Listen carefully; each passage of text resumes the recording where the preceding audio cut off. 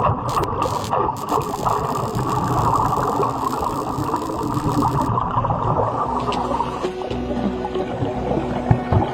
you ever thought how underwater repairs and maintenance is done?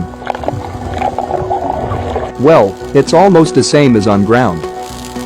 Except that everything down here is cooler and more dangerous. Welcome to the world of underwater welding, also known as hyperbaric welding. This is one of the most well-paid occupations for commercial divers.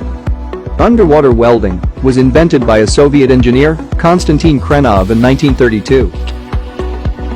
It made its way to the US in the 1940s through an underwater welding program in the US Navy. Underwater welding work can go down up to 1,300 feet of saline water.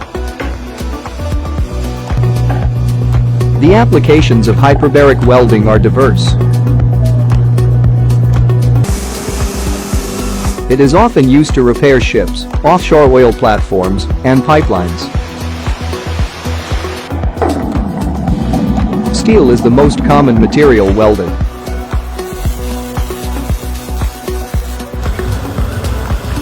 There are two types of underwater welding, wet and dry. Dry welding means the welding is carried out in a sealed chamber whose water is pumped out. Wet welding, on the other hand, is performed totally immersed underwater. Underwater welding involves a lot of risk as well. It exposes a welder to hypothermia, drowning, electric shock, and decompression sickness due to increased pressure of breathing gas. Also, the deeper you get, the harder it is to see.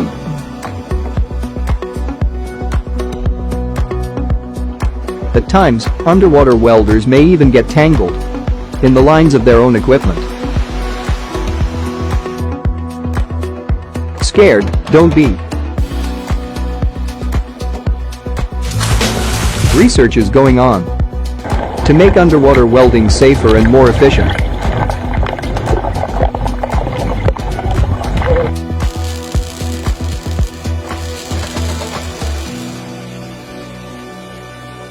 If you like the thrill of the seas, underwater welding could be one avenue you can explore.